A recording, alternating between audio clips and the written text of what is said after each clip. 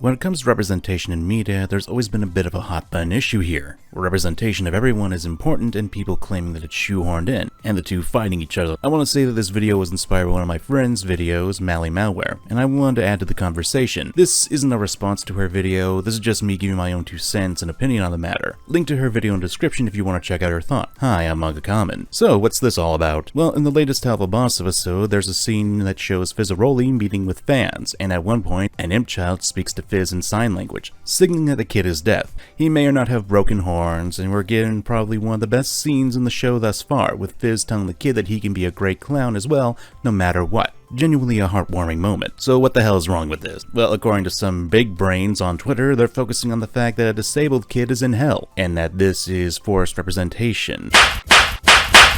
What the hell is this? Only on Twitter, folks. Now, I tend to subscribe to the notion of Hanlon's razor. Never attribute malice, which can be adequately explained by stupidity. I did see a few people say that they were joking around, but then again, Twitter now promotes people posting whatever they can to be considered viral, so who knows nowadays. Thanks, Elon, for monetizing tweets. Posting misinformation can now be profitable, baby. This happens to be a genuinely heartwarming scene from Helluva Boss, and for some reason, it became a battleground where people are doing some of the dumbest stuff you could see online. Like we haven't seen anything like that before. This episode of Helluva Boss did cover a lot of interesting topics. The toxicity of the spotlight, being taken advantage of by greedy fat cats, showing a healthy relationship between 2 different classes of demon, parasocial relationships, and many other things. But nah, we gotta talk about the death kid in hell and how it's apparently forced representation. Yes, 20 seconds.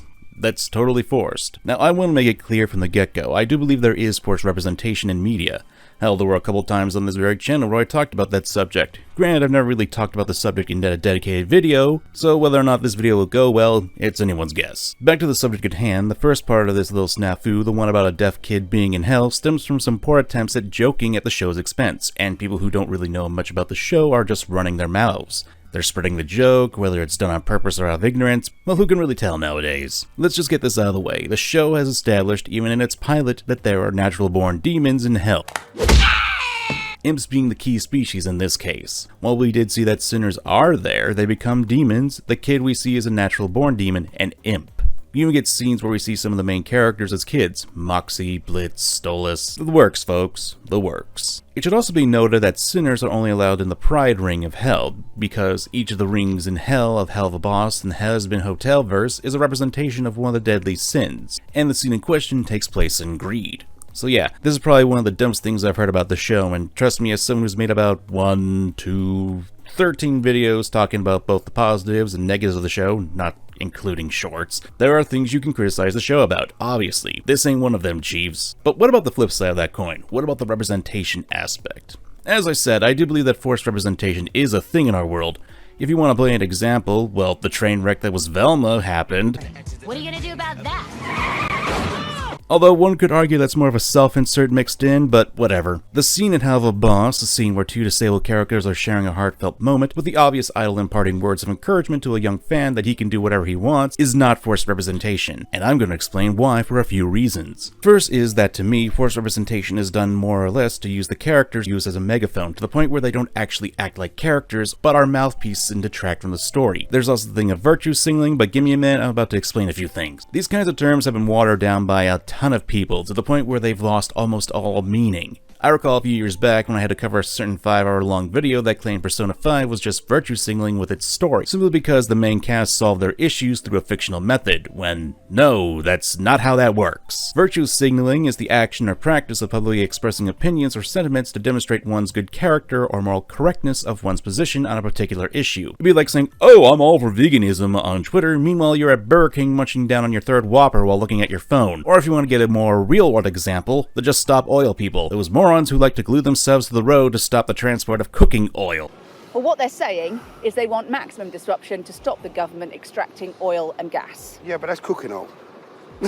So, let me ask you fine viewers, what exactly is the virtue being touted for this scene in Helluva Boss? That deaf people exist? Brilliant! Brilliant!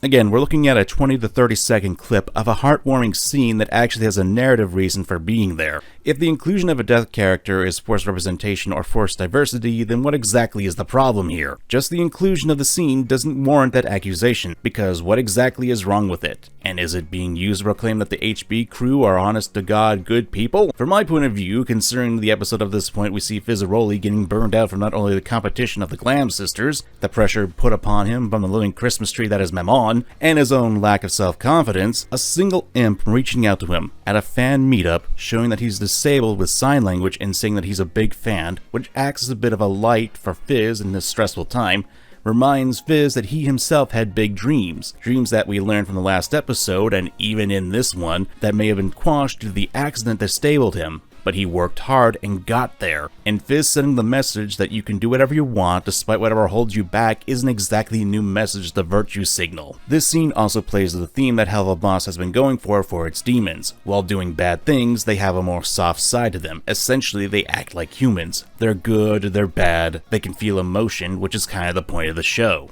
At least from my perspective. The scene itself doesn't go into the woes of how being deaf is bad. It doesn't go into the explanations of what deafness is. Hell, if anything, the show respects its audience enough to realize, oh hey, that's sign language, the kid must be deaf. It's done in a natural way, and the show isn't going out of its way to stop the plot for this. To me, and as I've said in another video, this is how I view representation. Representation doesn't equate to quality. The thing is that some critics, and I use that term loosely, because sometimes it's more or less grifting on the subject, the issue with inclusion isn't the inclusion itself, it's the writing. If a scene is out there or contradicts an established lore or something like that, that's when it's an issue. We know that demons are born in hell, we've seen demons be injured, Fizz has mechanical limbs as established in the previous episode, and as such we know he is disabled to a point. We even see him take off his hat and show his horns that are broken, which is kind of a big deal in hell. A deaf imp child is not outside the realm of possibility here, because the show actually took the time to establish these sorts of things can be in hell. So if anyone is actually peddling this as an actual critique, I have to say this is utterly stupid. Don't bust a brain cell when you've only got like 2. Now, if you want me to critique this scene, there's a way to go about it. Why is there a kid at this type of show? Now you see a lot of lewd content going about, but we're explicitly told that Fizz is seen as a sex symbol. And if you wanna fuck him, you can! We got fizzies for the kids, fizzies for the teens, and fizzies for you sick fucking degenerate adults! If you really want to go down the rabbit hole of implications, there are some right there to look for. If you really think about it, it's kind of weird that a kid was seeing a show that was clearly for adults. Of course, you can hand wave this away because this is hell, where parents are willing to have their kids steal from nobles, regardless if the kid gets caught, teaching kids how to kill, and even having kids dump bodies into the river. That's absolute grade A parenting in hell, folks. Helluva Boss certainly isn't a perfect show. Again, I've made a number of videos critiquing its issues, and I certainly take issue with some of its writing choices. However, this sort of critique isn't really it, and it actually waters down the proper critiques of the show. It doesn't add any credence to anything substantial about the show, nor does it offer any other solutions to an issue that isn't really there. But hey, that's just another day on the internet. Best to toast it up, folks, and enjoy a bottle of vodka and hot sauce while you can. It makes about as much sense as people getting upsetty as spaghetti about this scene. Oh well, what's the worst that can happen, Kamen? It's over. Tactical nuke incoming! Snake, what happened? Snake! Snake!